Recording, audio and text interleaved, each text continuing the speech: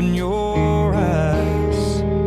This is it, this is now, this is what I've been talking about. Looking out, can't you see forever? Take my hand, just take it in. This is a moment we won't forget. On top of the world here together. If there ever was a time for a perfect kiss, this is it.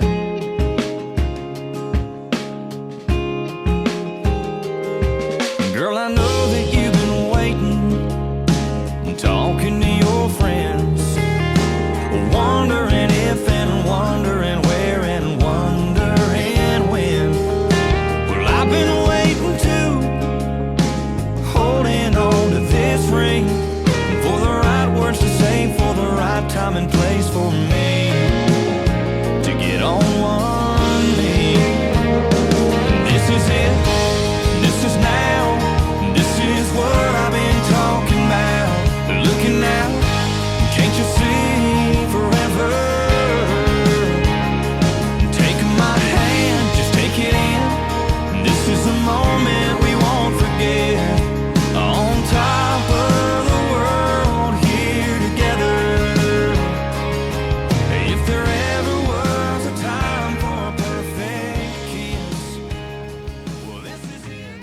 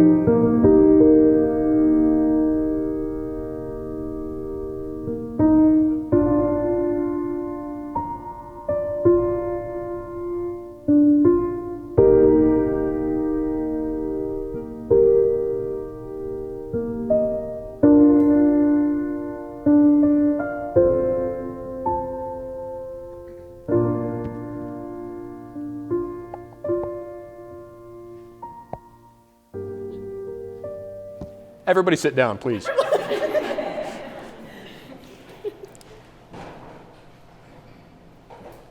Do I need this mic or can I just talk like this? Can everybody hear me? Good in the back? Perfect.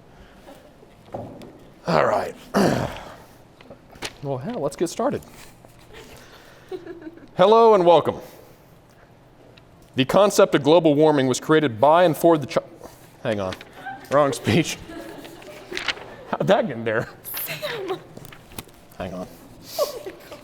You don't need to have a ceremony to have a wedding, right? And when you think about it, the whole thing's kind of dumb. We're standing in front of all these people, holding all these flowers, trying to look good.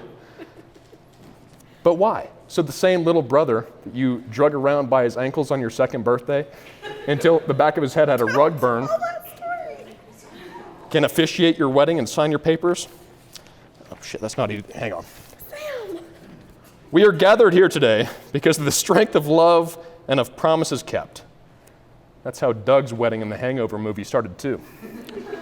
Family and friends, thank you all for coming on this wonderful occasion. We are here today to unite Lauren and Robert in marriage. It is my true honor to preside over the ceremony today. When I received Lauren's invitation so many months ago to stand before you all, I felt an unbelievable sense of pride. I knew then that it had to be perfect. This early, as you are all seeing already, into the 95 minutes that I'll be up here. I'd like to take a moment to recognize those who could not be here today. While they might not be with us physically, Lauren and Robert feel their love and their support. My sister and I have always been pretty close. For that reason, I'm sure she won't mind my sharing of these stories. The first comes from 1999, the year I was born. Lauren's just 15 months old. Our mother surprises her in the kitchen where she's squatted down next to the family cat. She gives the cat a treat and then stuffs a treat into her own mouth. Then Lauren offers the cat another treat, which of course is gladly welcomed, eats another one on her own. Is this your wife? Before Lauren was stopped, she had eaten 5 to 7 cat treats. Later that year, Lauren was furious that our mom wouldn't go outside and play with her. So she screamed and screamed until she threw up on the kitchen floor. Then she looked up and triumphantly announced, "See, I throw up." This is the same person who won the Fred Meyer Baby College Scholarship, picture super duper, for a $5,000 scholarship. So that's her. Then there was Easter 2001. Following our crack of dawn Easter egg hunt, 3.5-year-old Lauren ran inside, grabbed my candy basket, emptied it all into hers, and then announced to our parents that Sammy don't want to choke. Later that year, Lauren peed in a wading pool. And then she yelled, "Pee water," as she dumped it over my head. In 2002, Lauren got me in trouble a lot. None of which was my fault, of course, but she would suggest for me to go do things, anything, and I would just do them. "Sammy, go pee on the carpet. Just do it. It'll be funny." I did it every time. Later that year, after watching The Jungle Book, Lauren made me wear a banana peel on my head around the grocery store, demanding that I was the man cub from the movie. Shortly thereafter, she and I beat up a kid at Bible school. Why would you include In 2003, it's my time now. In 2003, Lauren saw a midget and asked her why she was so short. That's your wife. I hope you're getting this next. In 2005, 6-year-old Lauren announced to our grandfather, sitting right here, that her childhood best friend Melissa had gotten her testicles out. She meant her tonsils, but it's your wife. All of that said, Lauren and I have remained loving siblings, as evident in my 2006 letter to Santa, threatening to get out of his bed and kick his ass if he didn't bring Lauren the bunny she asked for Christmas. Now that I know who Santa really is, I'd still probably lose that fight. As for Robert, or Tinder, as they call him at work, when I spoke with his father, he couldn't stop bringing up the term ass masher. Apparently, Robert used to be a hell of a football player. In his last year of Little League football, he broke 3 other kids' helmets. One time, he hit the opposing quarterback so hard that he broke his shoulder. In another game, he intercepted a pass and ran it back 60 yards for a touchdown. And a month after that game, he was offered to play in the national championship. Good for you. Robert also holds some current world records in the Amateur Athletic Union. He used to pull his truck across the parking lot to train in the off-season. He could deadlift 500 pounds, bench press 300, and squat 425. He had a t-shirt that said, "No, I don't use steroids, but thanks for asking." Is that true? Yes. Robert is so committed that after he was hit in the Jenkins versus Lakeland game, a historic rivalry, his parents and coach had to hide his football helmet from him so he couldn't play. He didn't even remember his locker combination. Let's just be glad that he remembered to be here today. After all that, little Robbie Obby Obby joined the U.S. Army. He's been to some places and seen some stuff. In Estonia, for example, it was so cold that his pee froze before hitting the ground. Everything I heard about him only affirmed my belief that Robert was a solid dude. His younger sister, Allie, said that though he's a wild spirit who seems shy, he would do anything to make anybody smile. After a bad day at school, for example, you were there for her. He's just a good-hearted person, she said, and I believe her. In preparing for this, I asked Lauren and Robert how they would each describe each other in just 3 words. When asked about Robert, Lauren said that she adored how dedicated, hardworking, and loving he is. About Lauren, Robert said, "Oh, God." Followed by how fantastic, hardworking, and just plain crazy she is. I believe him. Thanks for the compliment. When asked about their number one favorite thing about each other, Lauren said that she loved Robert's laugh, in particular, how contagious it is. About Lauren, Robert said that his favorite thing was how caring she is. Aw. This is not, sorry I'm shaking so much, I'm nervous. This is not the beginning of a new relationship, but an acknowledgement of the next chapter in their lives together. Lauren and Robert have spent years getting to know one another, and we now bear witness to what their relationship has become. Today, they will affirm their bond formally and publicly. Today is a celebration of love, of commitment, of friendship, of family, and of two people who are now in it forever. There are thousands of important moments that happen throughout our lives, but this one is considered so critical that we acknowledge its special status by sharing it with others. But that begs the question, why this moment in particular? The answer is simple. Because despite all of our differences, love is what we share. It is the great unifier, our one universal human truth. No matter who we are, where we come from, or what we believe, we know this one thing. Love is what we're doing right. That's why both of you are standing up here. That's why all of you are here to watch them stand up here. That in the open bar. We have all loved in our life.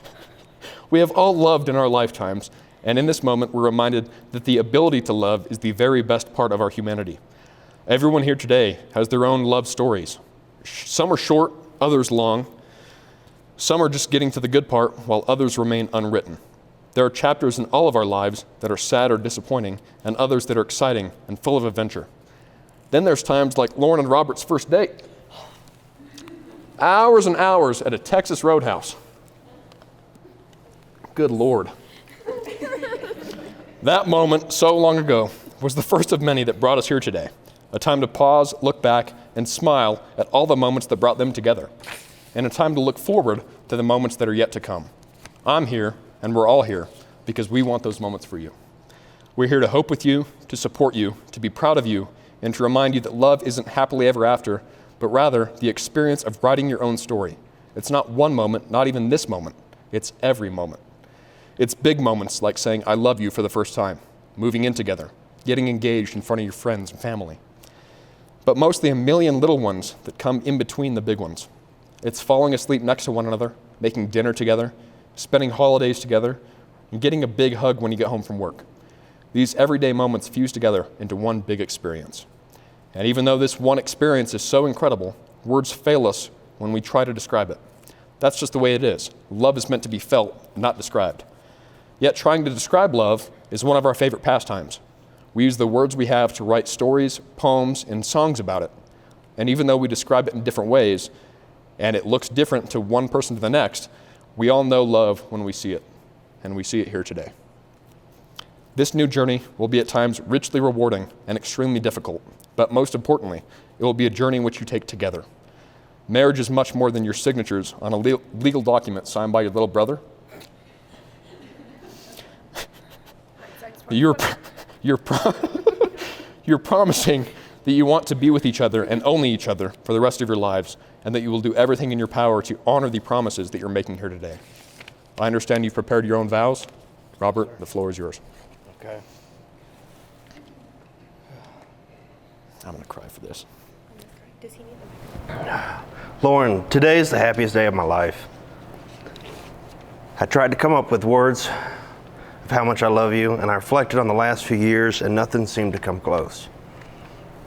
I realized no northern lights, no sandstorms, no Pacific or Atlantic oceans, no Rio Grande, Rhine, or Rubicon inspires me like you do. The first day I met you, we connected and I knew I was in trouble. I must have ate a million rolls. Texas Roadhouse. Yes. I still get nervous around you, but in a strange way, a sense of comfort. Lauren, today I give myself to you. All that I am is yours. I am your partner and will be there every step of the way. I promise to not just be there in happiness and rejoice, but in pain and hardship. I promise to not just chase my dreams, but chase yours as well. I promise to be faithful. Today we bring together 5 families. We have the LaFlames, the Durrells, the Statons, the Dodds, and Stag Arms. I knew when I speak for everyone. My family is yours. I'm excited to start my life with you, and I am always yours, and together it only makes sense. Lauren, I love you. Lauren, the floor is yours. Am I going to be loud enough? Probably not. Okay. No. Sorry. Are you sure? Is it on now? Hey. America. Robert, to start, I love you. The joy and adventure you brought into my life is beyond anything I ever imagined for myself. We met at major turning points in both our lives, and just 3 months into COVID. But looking back, the last 25 months, I wouldn't change a thing. You've become the rock I lean on when things go south, the person I turn to when I need someone to talk to, and my best friend. The first trip we took together, oh my, the stress of a job that had just started for both of us, and less than a month of dating. The people we saw, the places I lived that we drove past. It brought a lot of emotions back. But from that first I love you in Cody, Wyoming, to watching fireworks as we drove across the state of Wyoming that 4th of July, I knew you were the one. There have been high times and low, times of joy and sadness, times where stress kept us both up at night, and other times we slept soundly. But through that, you've stood by me. You've held my hand for reassurance. You've held me when I broke. You've celebrated things when we succeeded or when I just succeeded. And you've loved me through it all. Today marks a huge next step in our lives, and there are a few promises I would like to make to you. I promise to only buy Jimmy Dean new sweaters when absolutely necessary. I promise to stand by you when our lives take us, wherever our lives take us, and embrace the new adventures we face. I promise to encourage you to chase your dreams and to be your biggest supporter. I promise to always pack the best road trip snacks. Coming in handy. And I promise to love you through anything as we grow as a couple and individuals together. You've become the love of my life, and I cannot wait to see where this takes us. I will stand by you, respect you, and cherish you as your wife and friend. I love you.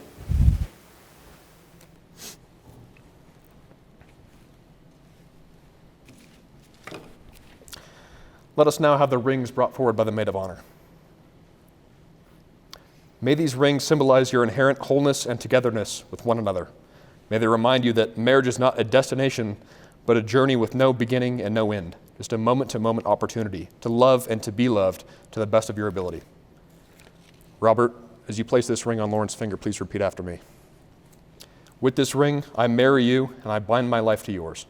With this ring, I marry you and bind my life to yours. It is a symbol of my eternal love. It is my symbol of eternal love.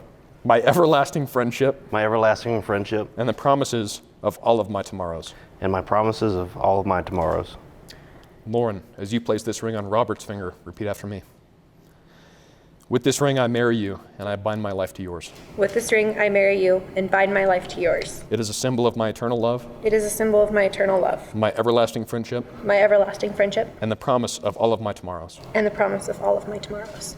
This is a new beginning for both of you, and I'd like to offer some gentle reminders to ease your lifelong task of living and growing together. A good marriage takes work. It's not 50-50, it's 100 and 100. Full commitment from both partners. It is never being too old to hold hands. It's never going to sleep angry. It is speaking words of appreciation and demonstrating gratitude in thoughtful ways. It is having the capacity to forgive and to forget. It is giving each other an atmosphere in which each can grow. It is standing together and facing the world. It's a common search for the good and the beautiful. It is not only marrying the right person, but being the right partner. Always be kind to each other. When you disagree, do it respectfully. Be gentle, forgiving, and communicate positively with each other. Share the joy that's in your hearts and the sorrows that burden your souls. The best days end with beer. And always remember that, in the wise words of Desert Jesus, everyone can be kind. We're almost done, folks. This marriage is almost complete. Where there were two, there will soon be one. Lauren and Robert, I would ask that you remind yourselves often of what brought you here together. Give your highest priority to the tenderness, gentleness, and kindness that your union deserves. When frustration and difficulty assail your marriage, as they do to every relationship at one point or another, focus on what is still right between you, not only the part that seems wrong. This way, when clouds of trouble hide the sun in your lives and you lose sight of it for a moment, you can remember that the brightness is still there. And if each of you will take full responsibility for the quality of your life together, it will be marked by an abundance of happiness. Lauren and Robert, you've expressed your love to one another through the commitment and promises you've made here today. No longer simply partners and best friends, You've embarked on a lifelong journey together. Robert, do you take Lauren to be your wife? Promising to love, comfort, honor, respect, and care for her for the rest of your life? I do. Lauren, the same thing? I do. You have kissed thousands of times, maybe more, but today the feeling is new. With this in mind, I now pronounce you husband and wife. Robert, you may kiss my sister.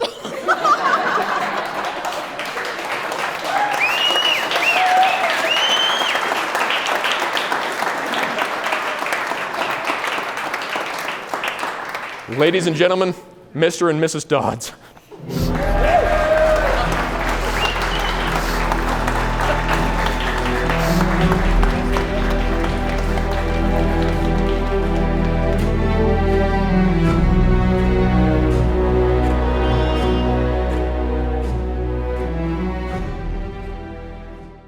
This makes this legally binding. Is it invisible ink or erasable? It's not erasable. This is the first time this pen has ever. Yep, I bought new pens. There we go. You're both fully committed? Yes. Then let's just do it. We brought everyone across the country. Yeah, you don't need to tell me about cross. Did you sign with the big brother? Or the little brother? Little brother. He's my big little brother. And then Jenny will do the same. I was like, wait a minute, I thought I already signed it. I have to read through it. God, I should have read it. It makes it interesting. Oh, no, I'm not doing it. I'm not doing it. And I'm going to take it back to them on Tuesday. Holy cow. You did it, big sis. I know. Surprise. Regret it yet? No. It's a little late now.